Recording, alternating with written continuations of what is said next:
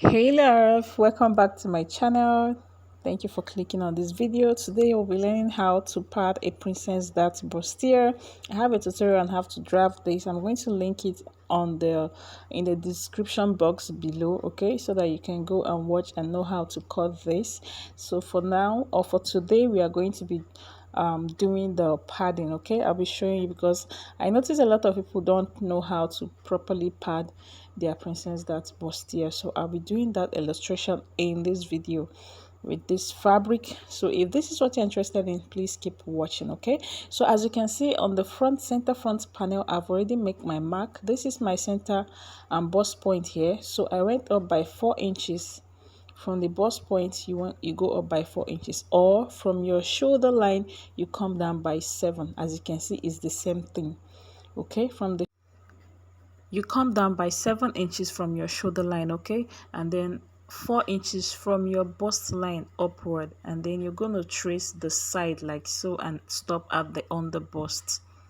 You trace the side and stop at the under bust, but I'm not going to be using this wording for this, so I'm going to set it aside and introduce the side panel bustier. Okay, so this is the side. So to get the side, what you need to do is to mark on your under bust, and then you're going to come down 8 inches from your shoulder line. So in order to get that 8 inches from your shoulder line, what you need to do is to place your under bust measurement on your under bust line. So in my case, my under bust is 14.5, so I place 14.5 on that under bust line, and then I mark 8. I located 8 inches and I mark. Okay, so this is where mine is going to stop, and from this middle part I'm going to come in by 5 inches. So to get your measurement is your nipple to nipple divide by 2. In my case is 8, divide by 2 is 4, and then I add 1 inch to that, making it 5. Okay, so that is how to cut the side panel. That is how to cut the side panel, and then you just curve, connect to the under bust. Okay, just curve it the shape you like, anyhow you want it to look, and you connect to the under bust. So I'm going to be practicalizing this on the wording now. I'm going to place this and cut on the wording. So this wording has two faces. If you are using this wording, you're going to make sure you place them right side facing. This wording has, okay, let's just trace it out first. You trace it out like so with your marker. Okay, so I use marker so that you guys will see, and then I'm going to mark the same 5 inches inward like this, and then I'm going to connect like so. Okay, so this is the shape I want my to be. I'm going to connect like so, and I'll be cutting this out. So you'll be cutting 2 pieces of this. So this wording, as I was saying before, it has two side. One side is gummable while the other one is not gummable. So if you're cutting, make sure you're placing the gummable side facing each other and cut 2 pieces, or the non-gummable side, so that what you cut will be okay. Maybe if you want to gum it so that you don't have this other one facing this side and the other one facing the other side. Okay, but for me, I'm not going to be using this wording. I'm going to introduce the one I want to use, which is this thick wording. Okay, so I'll be cutting this on fold. You can also cut it straight, okay, but I want to cut my on fold, so I'll be folding this center front into 2 like so, and I'll fold my wording first of all, and then I'm going to shape out the wording out, because as you can see it's not equal, so I need to equal this so that I'll have a equal shape at the down part. So now I'm going to place my under bust here like this. Okay, and then I'll use pin to secure this so that I'll be able to trace the sides very well. So you just use pin to secure this.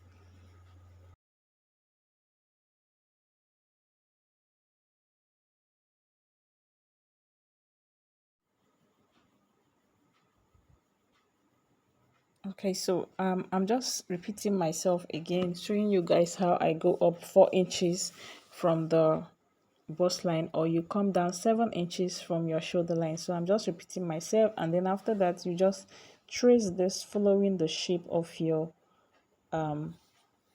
pattern or fabric. And then I'm going to stop right here where I marked, and then I'll use my marker to just locate that point like so. So I ticked it with marker, and I'm going to just take this out and I'll cut it straight from that side. So you can just mark a straight line from that point, but I just eyeballed it and then I cut it out, and it was cool. Okay, I'm already used to it. So if you're a beginner, just get your ruler and mark a straight line so that it will be straight. It will not be, corner, if I may use that word. So here, this is what I have after cutting. Okay, so I'm going to use the wording I cut for the side. Okay, this wording, I'm going to use it to cut out 2 pieces from this thick one for my side panel. Okay, I don't want to use that light wording. I want to use a thick one because my bustier, I don't wear them with bra, and my clients too don't use bra to wear them. So because so you just mark this part to show that this is the curvy part where you are going to place. Okay, so I'll be cutting this out from this thick wording. So I'm just going to do this offline.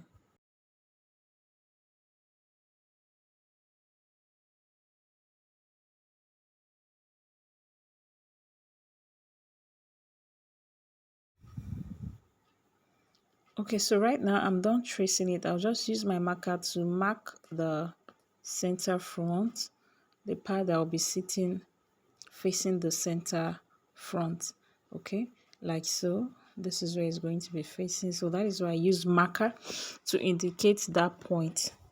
Okay, so I'm going to also place this one like this, and next I'm going to use pin to secure the wording and the fabric together, to hold them together. Okay, if you're using the one that has glue, all you just need to do is to take this to your ironing table and glue the wording to your fabric. But in my case, mine has no glue, so and hemming gum is not working also. So I just use needle, pin, to hold them together. Okay, so I use pin to secure. I don't know why I keep saying needle because I use pin to secure them together, and then I will join. Okay, so now I'm going to show you how I join mine. So I also use pin to also secure this part.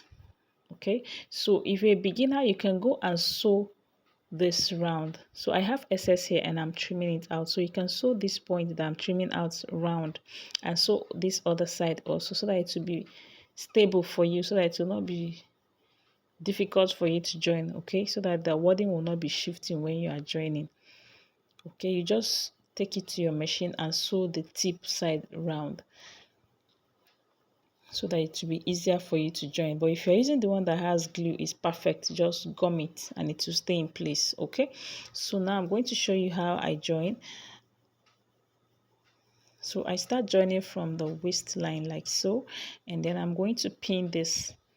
So it's also advisable to pin. If you're a beginner, you pin round before you start joining, and make sure your underbust align with each other, and the bust line also align with each other. Make sure the bust line and the underbust align with each other very well. So you just pin this like so, and after pinning, you just take it to your machine and sew following that shape. So if you're a beginner, it's advisable you pin. It will be easier for you to join when you pin. Okay, if you do not pin, you have to keep losing. Okay, so it's better you pin before you start joining. But if you're a pro, you already know now, you just take it to your machine and sew straight. So me, I don't pin, but because I'm showing you guys, especially the beginners among us, that is why I'm pinning, to show you how you are going to pin and then join.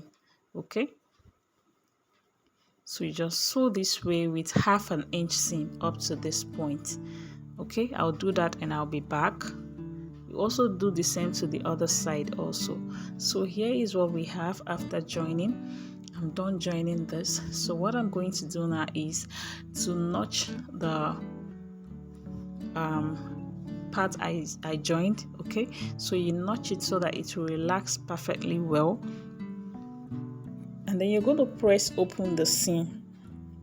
If you are using Ankara, but if you are using lace, do not press anything because you're going to burn your lace, except if you will use hanky. Okay, you place hanky on it before you iron. You pour water. If you're using a dry iron, if you're using a steam iron, is perfect. Okay, but if it's Ankara, just straight, you don't need to place any hanky or anything on it. But if it's lace, you know that part is going to be your lace part. It's going to burn. Lace is net, it will burn. Okay, so I'm notching the bust area like so, and after notching, I'm going to show you guys how you are going to iron this. So this is called tailor ham. I made this myself. So there are the ones you can buy from the market, and you can also make this yourself. So you just type it on YouTube here, tailor ham, how to make tailor ham, and pop, it will pop up for you to watch.